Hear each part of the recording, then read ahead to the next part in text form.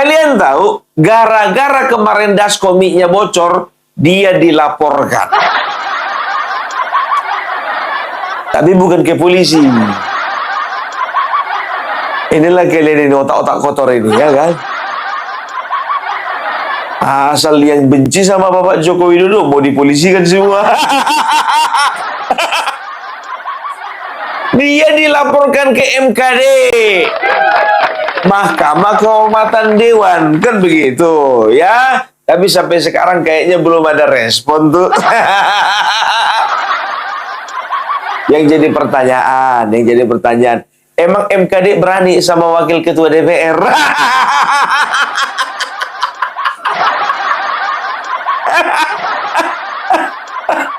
Aduh. Contoh misalnya ya, MKD itu kan Mahkamah Kehormatan Dewan, itu kan isinya anggota Dewan juga, ya kan? Contoh misalnya, Mas Agri Fanani bikin kesalahan, kan begitu, ya kan? Yang bikin sidang, ya, MKD-nya AR Mahmud. Anggota biasa. Udah anggota biasa, menantunya lagi. Apa berani AR Mahmud itu menyidangkan Mas Agri Fanani? Udah ketua di YouTuber Nusantara, mertuanya pula.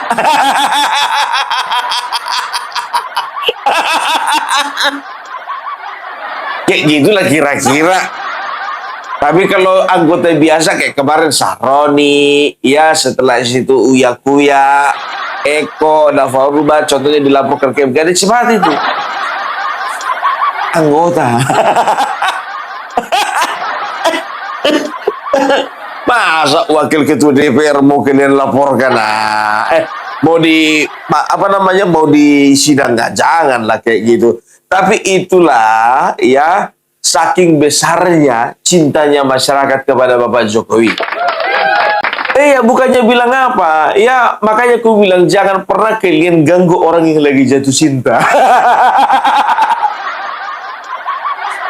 Kenapa? Ya jangankan orang lain, sedangkan orang tua sendiri ya melarang anaknya, contohnya jatuh cinta dengan orang lain, kawin lari. Kawin lari antara dua. Kalau dilarang orang tuanya, kalau nggak kawin lari, bunuh diri.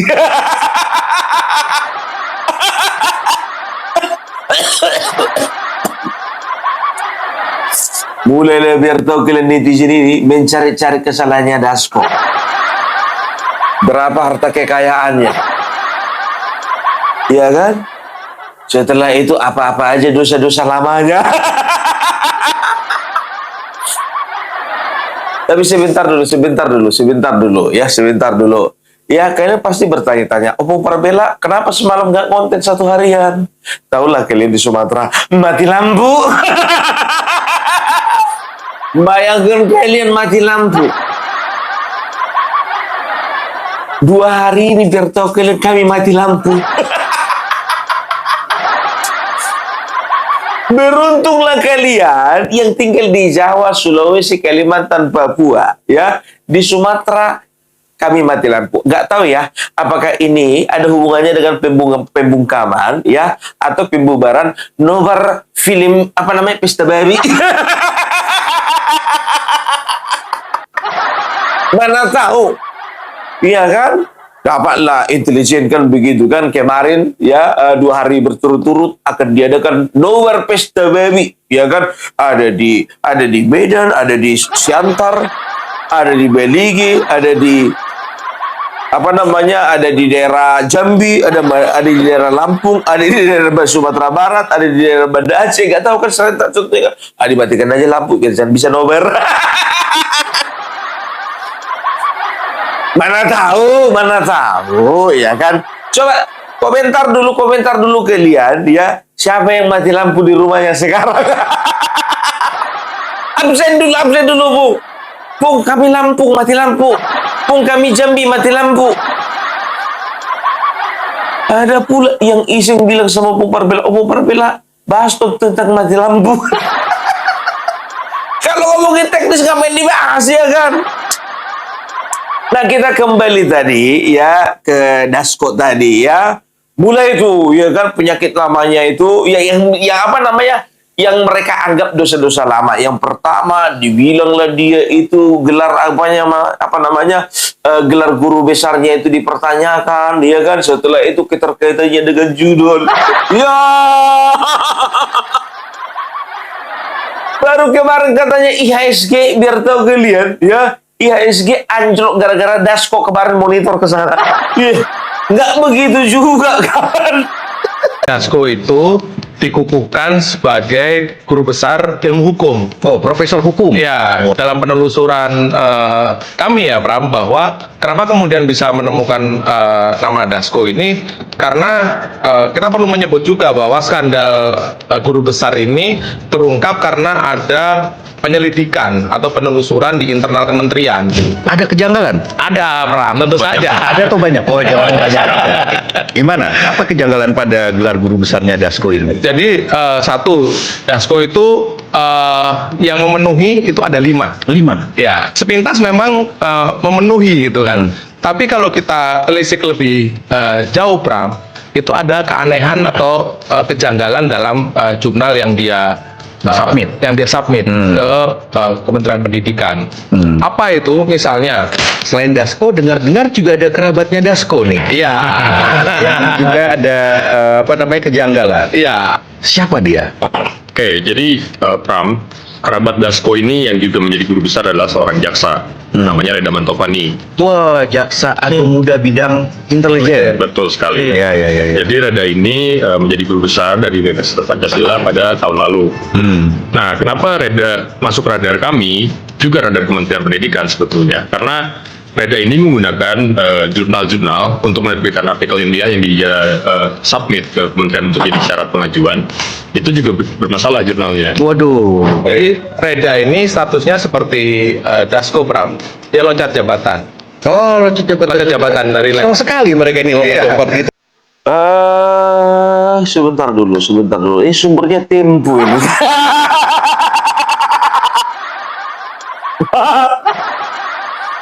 Nggak Tempo namanya. Kalau nggak begini, iya kan? Ini kalau nggak salah ini acara bocor halus ini, iya. Katanya gelar dari guru besar atau profesornya Dasko di bidang hukum katanya dipertanyakan. Jangan sampai kayak gitu kali lah. Masa ijazah orang pun semua mau kalian pertanyakan?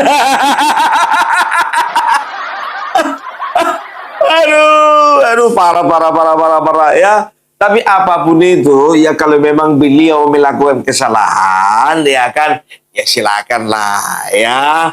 Itu adalah tanggung jawabnya kepada masyarakat, kepada presiden, dan juga kepada yang maha kuasa. Ya, kepada masyarakat, ya. Karena dia itu adalah wakil rakyat, kepada presiden. Karena dia itu adalah ketua harian Partai Gerindra.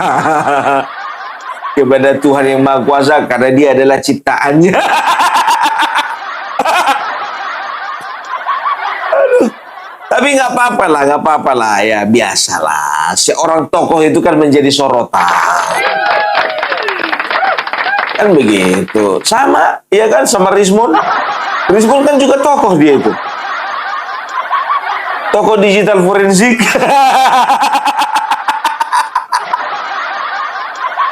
Aduh, Rizwan, cepat kali lah kau itu ke Solo. Lihatlah, Jadi jarang lah TV manggil kau kan. Coba kalau kau konsisten kau kayak serius-serius kau dipanggil kau ke TV terus kan. Nah, selain itu, ya, selain masalah ijazahnya Pak Dasko ini, ya, kalau nggak salah Tempo lagi bertogelir. Aku nggak tahu lah ya. Udah kayak gini pun modelnya Tempo. Ya kenapa lah nggak di-braille kan?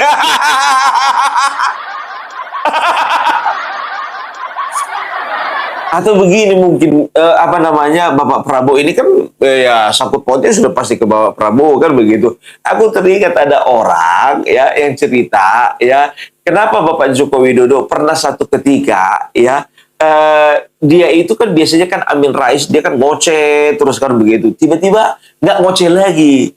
Ya penasaran lah Bapak Joko Widodo gitu kan ditanya. Kenapa itu kepada salah seorang lingkarannya, di lingkar aja kan? Kenapa itu Amin Rais itu kok nggak nyerang-nyerang lagi kan begitu?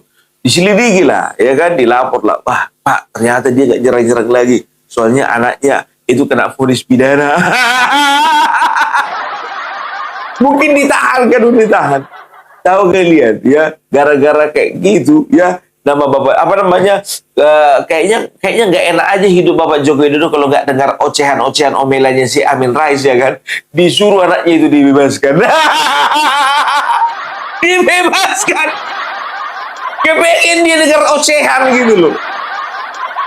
Memang dunia ini terasa sepi kalau nggak ada manusia-manusia kayak Amin Rais, Said Didu, Refli Harun, Roy Suryo, Ferry Amsari. Tapi masalahnya, Bung, ya ini udah kebanyakan ini. Kebanyakan. Boleh banyak, tapi jangan kebanyakan. Begitu juga Tempo, kan begitu, ya. Kalau aku bilang sih sebetulnya ini berita-berita yang memang betul-betul apa ya, perlu dipertanyakan validasinya. Ya, jadi bukan cuma ijazah Bapak Dasko doang yang perlu kalian pertanyakan, dia kan informasi kalian itu pun juga seringkali dipertanyakan. Sebelum itu gue mau jelasin dulu. Sebenarnya ada hal yang menarik nih Kang. Ketika tadi si Faiz menyebut sebuah nama Golden Oasis. Itu adalah perusahaan yang menjadi payung buat kasino mulia gitu. Dan itu terkait dengan seorang pembesar di Indonesia ini. Politikus. Politikus. Tapi namanya nanti pemirsa bisa ini ya, bisa baca di majalah Tempo versi cetak. Cetaknya akan terbit dari Senin, tapi edisi digitalnya bisa diakses mulai dari Minggu pagi ya. Jadi lengkapnya liputan ini akan keluar di hari Minggu pagi untuk digital. Dan Dibilang Pak Dasko menjadi pengendali judi online di Kamboja, Pak. Ini bukan bagian main ini Pak Dasko, laporkan mereka Pak Dasko. Ini udah perkara internasional Kamboja.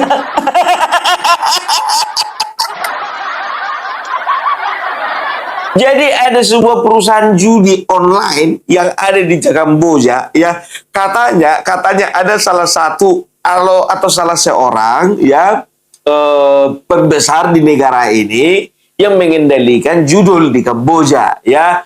Sebut saja namanya Dasko karena memang itu yang mereka bikin di situ, ditulis namanya Dasko. Nama Bahlil masih aman. Masih aman. Ya. Tapi ya hal itu sudah dibantah oleh ya sekjen daripada Gerindra kemarin, Ketua MPR RI. Bapak Ahmad Muzani, ya, saat ditanya beliau, ini dia jawabannya.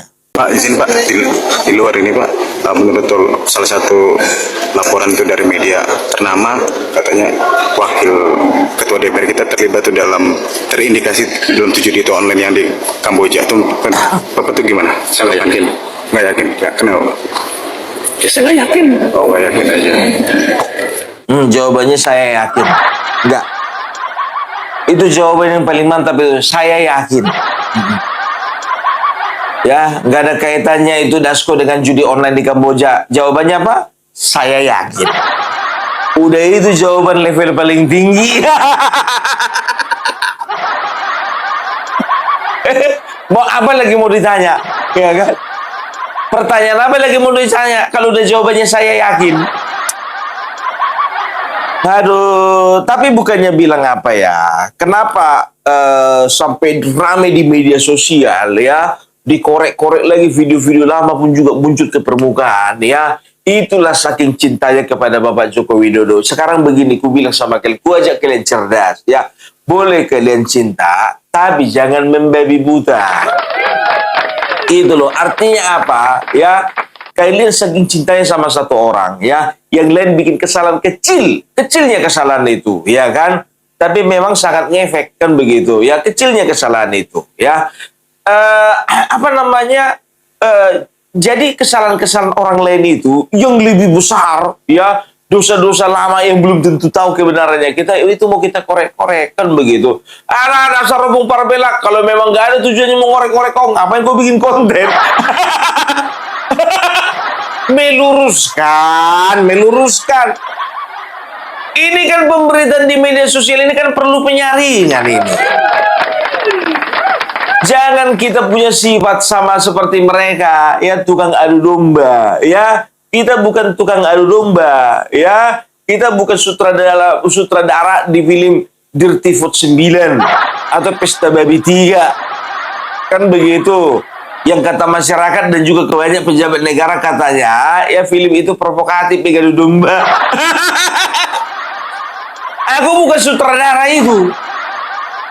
Ya, terserah kalian, penilaian kalian lah itu. Kalau memang itu, kalau memang film itu provokatif kan begitu. Begitu juga berita-berita yang ada di media sosial. Enggak semuanya benar. Hati-hati dengan berita-berita provokatif. Gitu masuk Opung Parbelak, ya. Nah, jadi sebagai pembela Opung Parbelak, ya, pembela Bapak Joko Widodo, ya. Ini banyak sekali orang-orang yang tidak terima. Artinya apa? Artinya Bapak Joko Widodo masih tersimpan dengan rapi di dalam hati setiap rakyat. Itu dia. Ya, jadi ya, ada beberapa tokoh. Aku akan kutip, ya, pernyataan beberapa tokoh tentang pribadi daripada seorang Bapak Joko Widodo. Kita mulai dari Yeni Wahid, ya. Jokowi namanya begitu harum karena telah meninggalkan begitu banyak prestasi untuk Indonesia. Beliau dulu dianggap sebagai ikonnya demokrasi, beliau dianggap sebagai ikonnya pembangunan infrastruktur, ekonomi yang berkelanjutan, ya, kedaulatan ekonomi, ya, upaya-upaya seperti itu di tangan Pak Jokowi kan luar biasa sekali. Dan kita bangga dulu dengan Pak Jokowi waktu itu, ya, jadi rockstar di luar negeri. Oh my, kalau ke luar negeri kita bangga sekali dengan Pak Jokowi memimpin kita gitu. PSI. Ujung-ujungnya PSI. Terkeju aku, Pak. Terkeju aku. Mbak, ayahanda tercinta Bapak Gus Dur itu kan pendiri PKB. Kenapa yang diiklankan PSI?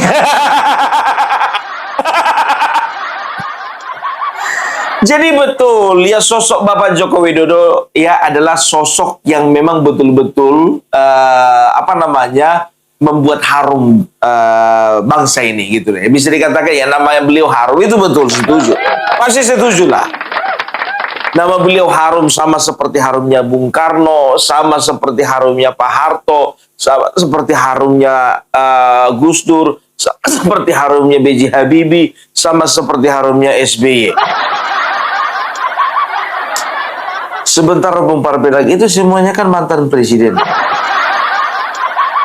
Betul. Salahnya di mana? Dari semua presiden yang kau sebutkan itu, kayaknya kau kelupaan satu nama, Bung. Masa iya?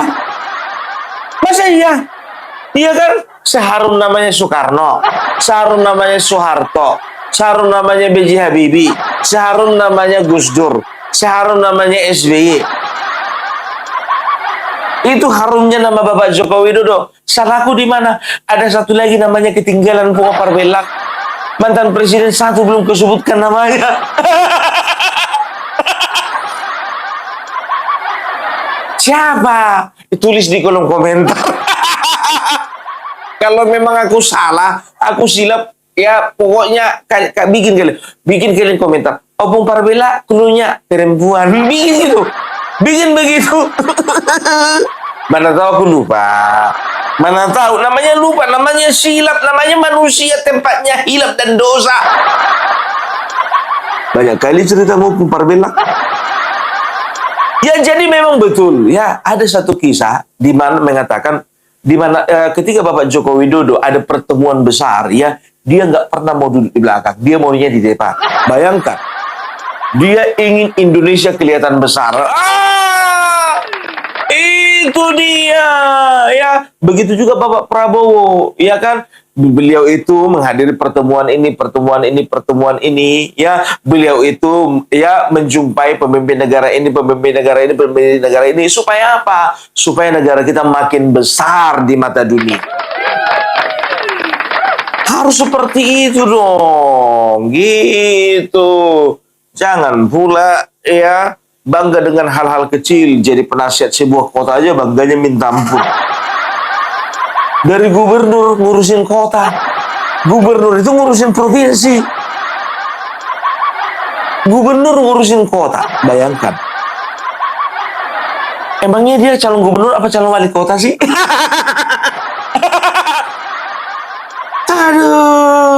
Aduh, ya. Nah, ya, ini lagi ada mengatakan ya seorang presenter nomor 1 di Indonesia, Bapak Helmi Yahya, yang begitu apa namanya, dan juga beliau adalah politisi senior dari Partai Golkar dan juga Bapak sempat menjadi duta besar ya, mengatakan bahwasanya Bapak Joko Widodo adalah sosok yang humble. Saya sampaikan di sini adalah bagaimana kerendahan hati seorang presiden yang namanya Jokowi. Saya duduk di samping beliau di mobil. Jadi sopir, ajudan, saya presiden. Presiden cuma berempat. Presiden tanya begini, Mas Dubes, saya nanti harus ngomong apa ya? Ketika bertemu dengan Gubernur Jenderal. Ya, Gubernur Jenderal ya. Top ya. Saya nanti harus bicara apa ya? Wah, mau dijelasin Pak, saya kaget nih. Akhirnya saya cerita aja banyak Bapak bicara begini, isu yang diangkat adalah ini. Tahu nggak? Yang bikin saya sangat terkesan-kesan. Dia keluar catatan. Dia tulis nih. Dia tulis apa yang saya sampaikan. Dan ketika bertemu dengan Gubernur Jenderal dan Perdana Menteri, kalimat itu yang dia pakai. Dahsyat nih. Dahsyat. Jadi benar dia adalah seorang yang tahu dirinya di mana. Ketika tidak tahu, maka dia akan menunjukkan bahwa dia tidak tahu. Dan dia bertanya, dan mau mendengar. Dan dengan begitulah maka kemungkinan terjadi kesalahan gitu ya. Itu sangat minim. Sangat minim. Nah, itu yang saya. Pantas saja Bapak Prabowo suka mencatat. Gurunya juga ternyata suka mencatat ya. Bapak Prabowo kan kemana-mana mencatat, kan begitu kan? Ya, asal ada pertemuan waktu kemarin menjadi Menhan, catat. Pertemuan dengan itu catat, pergi ke sana catat. Ternyata Bapak Joko Widodo juga suka mencatat. Tapi jangan kebanyakan catatan Pak, nanti kelebihan bayar. Ada itu mantan capres. Hobinya aneh-aneh. Aku yakin dia itu kelebihan bayar karena kebanyakan mencatat. Hobi kedua, ngomong sama lukisan. Jadi sifat yang berikutnya itu ya dikenal Bapak Joko Widodo itu sifatnya ya dia itu humble lah, mengakui bahwasanya ya kalau dia tidak tahu dia tidak tahu. Dia akan nanya kepada orang yang lebih tahu. Aku udah beberapa kali bilang ya, aku udah berapa kali duduk di samping beliau ya, aku nggak pernah merasa bahwasanya seperti ini loh, perasaanku itu nggak kayak kita masyarakat biasa dengan pejabat, enggak. Itu kayak sebagai seorang seseorang ya, mentor dengan yang dimentori. Sama lah kayak perasaannya Rismon sama Amin Rais dulu. Waktu Amin Rais pergi berkunjung ke tempat rumahnya Rismon, ya kan? Sebentar Romo Barbelak terbalik kau. Sejak kapan Amin Rais main-main ke rumahnya Rismon? Yang ada Rismon ke rumahnya Amin Rais. Karena apa? Dianggapnya mentor. Rismon ini banyak loh mentornya, biar tahu kalian. Dia pernah dimentori sama Amin Rais, dimentori sama si Ugro Seno, dia pernah dimentori lagi sama Habib Rizik. Digandeng lagi tangannya. Jadi kayak gitu perasaan umum Parvela gitu loh. Ketika dekat dengan Bapak Joko Widodo, ya itu bukan perasaan kita kayak orang sama kepala desanya, ya, yang cari hati kepala desanya biar apa? Biar cepat-cepat KTP-nya diurus. Enggak gitu loh. Atau yang dekat-dekat sama RT-nya biar dapat BLT, dapat bansos, kan begitu. Enggak begitu perasaan kita. Ya perasaan seperti aku sederhanakan sebagai bapak dengan seorang anak itu. Ya, Jadi apa namanya? Pernah satu ketika aku nanya sama orang, menurut kalian ya siapa sih tokoh yang lebih besar daripada Bapak Joko Widodo saat ini yang masih hidup? Aku bilang begitu. Ya, kayaknya nggak ada yang lebih besar daripada Bapak Joko Widodo. Serius aku bilang, iya, dia adalah tokoh terbesar ya di zaman Indonesia modern.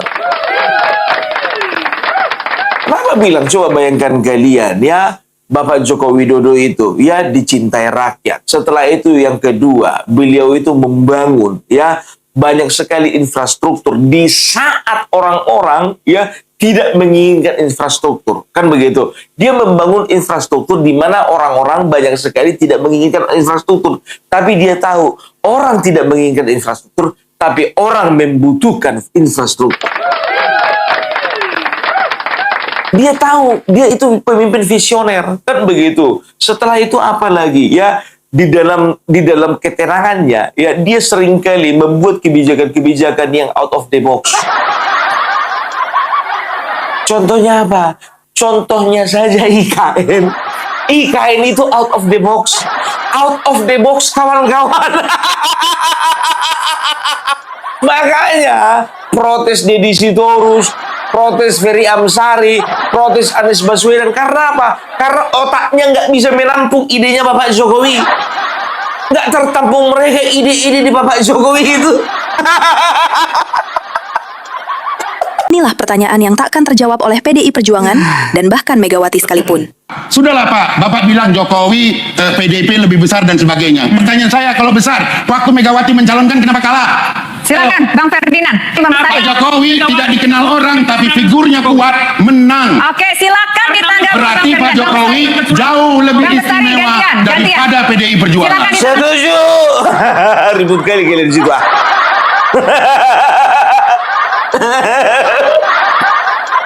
Jadi betul ya, bisa dikatakan bahwa Bapak Joko Widodo ya mau dari siapa? Dari Megawati. Ya, dari Ibu Megawati pun juga betul. Ya, lebih besar ketokohan. Ini kita berbicara ketokohan ya, bukan berbicara power ya, secara organisasi enggak ya. Tapi kalau bicara ketokohan ya, dia lebih besar daripada Megawati. Kenapa?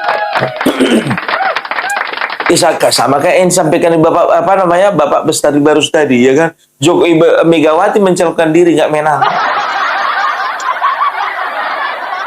2 kali mencalonkan diri secara langsung nggak menang.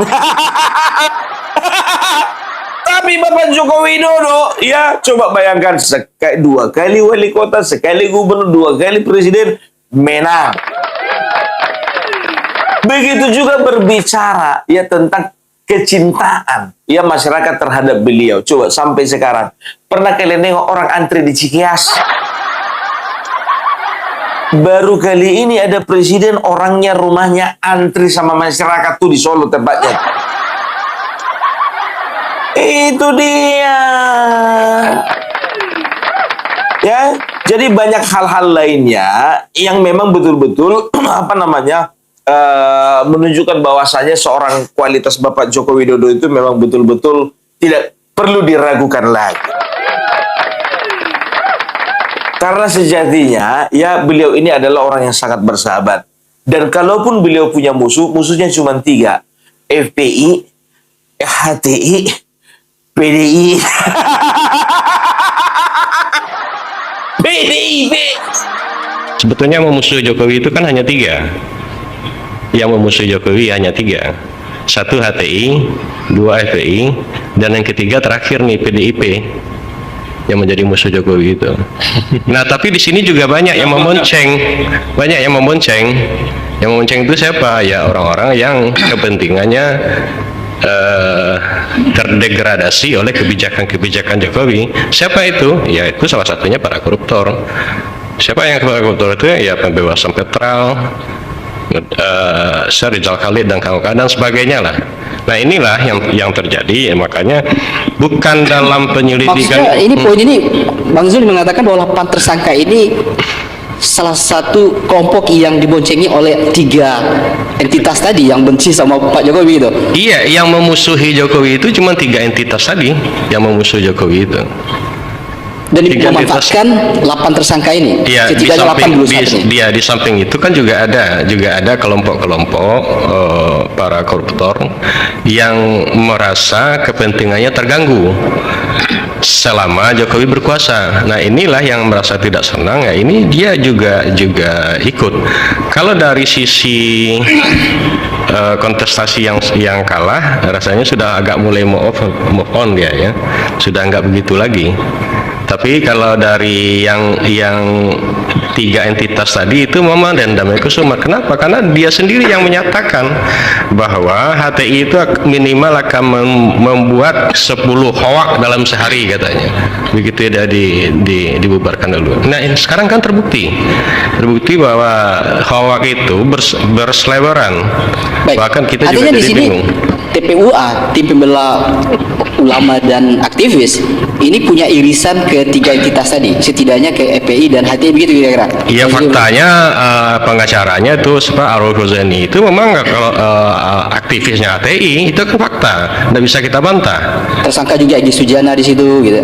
Rizal Fadila, mereka kelompok-kelompok. Iya, itu kan ada klaster ya, itu klaster 1 yang Roy Suryo, klaster 2, klaster 2-nya. Nah, di klaster 1 ini itu kan mereka itu kan sudah agak melemah apanya. Nah, di klaster 2 ini karena ada yang mensponsori ya, dan ada yang tetap menyemangati, makanya dia tetap kencang gitu. Kenapa ketika Agustus kelam mereka itu diam? Karena memang keributan sedang terjadi.